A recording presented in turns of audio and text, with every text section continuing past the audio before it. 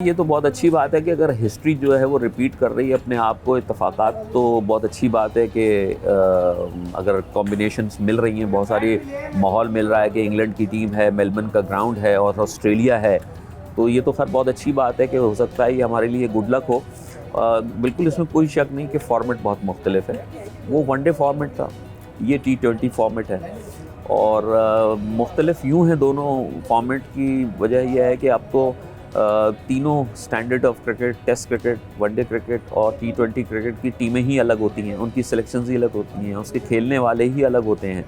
तो अब तो क्रिकेट में इतनी तब्दीली आ गई है, तो लेकिन फिर भी जो शायकीन होते हैं या जो आवाम होती है वो इन सब चीज़ों को से कतई नज़र जो है वो एंटरटेनमेंट के पॉइंट ऑफ व्यू से जब देखती है और ये सारी चीज़ें मिलती है। और ख़ास तौर पे हम आज की पौध की बात करें तो 92 का ज़माना और आज के ज़माने में ये पूरी एक दो नई जनरेशन्स हैं। तो लेकिन अच्छा है, चलें फिर भी, चूँकि हम 92 के बाद से अब तक कोई one day champions trophy one day tournament जीते नहीं हैं, तो उसका सहर अभी तक हम में मौजूद है और वो सहर चल रहा है। और वो हर 4 साल बाद जब वर्ल्ड कप आता है तो वो टेलीविज़न पे और सोशल मीडिया के थ्रू जो है वो दोबारा रिवाइव होता है। तो कम से कम चलें हमारी वो हिस्ट्री जो है इन तक उस हवाले से पहुंची भी है। देखिए 92 वर्ल्ड कप जो है वो इसमें कोई शक नहीं कि पाकिस्तान की जो क्रिकेट हिस्ट्री है उसमें एक ये कहना चाहिए कि एक टोटल क्रिकेट की डायमेंशन को बदलने का एक बहुत बड़ा इवेंट था। गो कि इससे पहली मरतबा हमने अगर कोई फतूहात का एक सिलसिला शुरू किया था तो वो 86 का एक वनडे टूर्नामेंट था। अगर आपको याद हो कि जो जावेद मियादाद के छक्के के हवाले से बड़ा मशहूर है, वो ऑस्ट्रेलिया कप था। वो पहला टूर्नामेंट था जो पाकिस्तान ने कोई बड़ा इवेंट जो था वो जीता था और ख़ास तौर पर जिस तरह जीता गया। फिर उसके बाद पाकिस्तान ने नेहरू कप जीता और उसके बाद फिर पाकिस्तान ने काफ़ी फतूहात हासिल की, लेकिन इस नहज पे नहीं पहुँचे हम। 92 का वर्ल्ड कप इस लिहाज से अहमियत का हामिल बन जाता है या हम सबको याद रहता है। ख़ास तौर पर मैं अगर अपनी बात करूं तो मेरे लिए तो वो 45 दिन जो 92 के थे, कराची से लेके उस रात जिस रात ये हम कप जीते, तो वो 45 दिन के लम्हात या उसके एक एक सेकंड मैं आज तक नहीं भूला, जबकि इस वाक़े को तकरीबन 30 साल से ज़्यादा का अरसा गुजर चुका है। तो बहुत उतार चढ़ाव था, टीम की कोई कॉम्बिनेशन नहीं थी, टीम जेल नहीं थी और शुरुआत अच्छी नहीं हुई हमारी। पहला ही मैच हम वेस्ट इंडीज़ से हार गए थे। कैंप लगा था before going to the world cup की टीम का, तो उसमें ये था कि इमरान ने पहली मरतबा इंज़माम उल हक को, जाहिद फ़ज़ल को देखा था। और इमरान का मैंने इंटरव्यू किया था, मुझे याद है, ड्रेसिंग रूम में ड्यूरिंग द कैंप। तो इमरान ने कहा था कि हम वर्ल्ड कप जीत जाएंगे अगर ये लड़का चल जाएगा, जबकि सिर्फ उसने अभी नेट्सी में देखा था और कैंप था, लेकिन इमरान ने बहुत बड़ी उस वक्त स्टेटमेंट दे दी थी उसके लिए। और इवेंचुअली ये हुआ कि इंज़माम उल हक जो है वो सेमीफाइनल में चले और पाकिस्तान क्वालिफाई कर गया।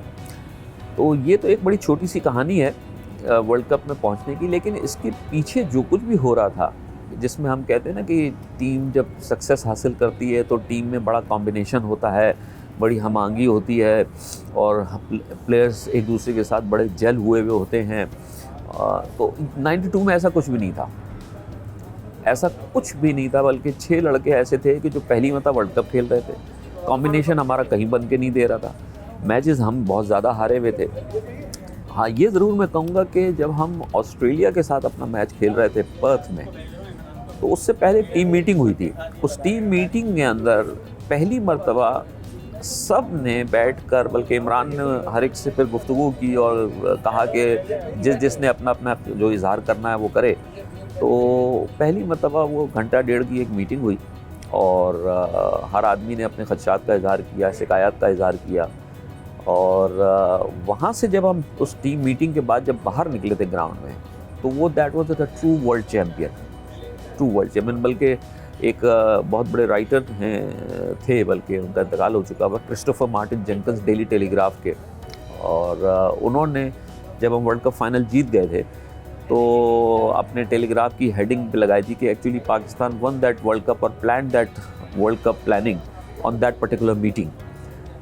तो अब मैंने एक बाद में उनसे सवाल भी किया था कि आपको क्या मालूम उस मीटिंग में क्या हो रहा था, क्योंकि उसके बाद तो पाकिस्तान ने 3 मैच जीतने थे और उसके बाद इफ़ एंड बट्स की सिचुएशन थी और फिर फाइनल खेला और फिर जीते थे जाके।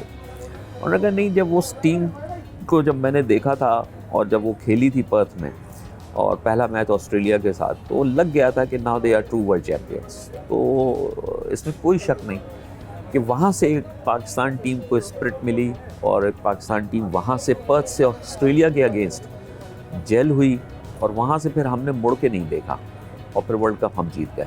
मैं बात ये करूँ कि पाकिस्तान के लिए ओपोनेंट कौन अच्छा था, इंग्लैंड और इंडिया, तो पाकिस्तानी हमेशा इंडिया से खेलना चाहते हैं और इंडिया पाकिस्तान से जब खेलता है तो सबसे बड़ी बात ये होती है कि वो अंडर प्रेशर होता है। हम कभी भी अंडर प्रेशर आज तक नहीं हुए, कभी भी नहीं हुए, क्योंकि हमारा कोई स्टेक पे नहीं होता। हमारे लड़के इंडिया से बहुत खुल कर खेलते हैं हमेशा से, चाहे किसी भी दौर की टीम आप उठा के देख लें।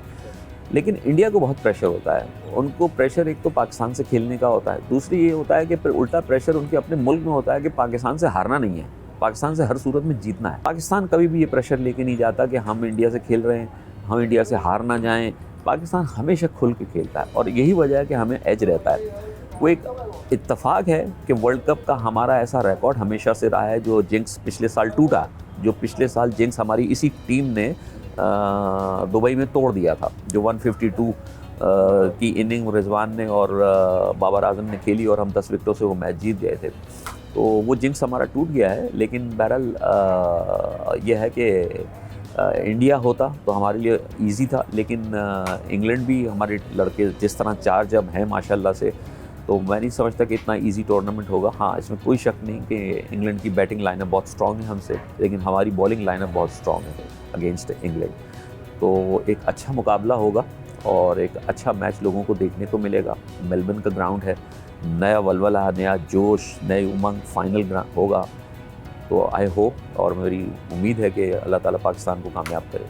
मुझे एक तस्वीर बड़ी पसंद आती है, ख़ास तौर पे कि जब पाकिस्तान टीम जब वहाँ पर फाइनल में उतरी मेलबर्न में, तो पाकिस्तान का नेशनल एंथम वहाँ होना था और टीम की एक लाइनअप थी। तो वो तस्वीर मुझे ख़ुद भी बहुत पसंद आती है। और उन्होंने मेलबर्न क्रिकेट ग्राउंड में, अब तो खैर उन्होंने पूरे चारों तरफ से कवर कर दिया है, लेकिन उस ज़माने में एक स्टैंड था जो पवेलियन इनके जस्ट ऑपोजिट था, वो एक ही सिंगल स्टैंड था 50,000 लोगों का। तो वो तकरीबन नया क्रिएट हुआ था। तो वो मैंने एक तस्वीर कैप्चर की थी कि जहाँ पाकिस्तान टीम लाइनअप हुई हुई है अपने नेशनल एंथम के लिए पाकिस्तान के फ्लैग के साथ, और वो पूरा स्टैंड जो था वो बना हुआ है। तो वो मैंने एक तस्वीर कैप्चर की थी। तो मुझे वो तस्वीर अपनी बहुत अच्छी लगती है उस 92 वर्ल्ड कप के हवाले से।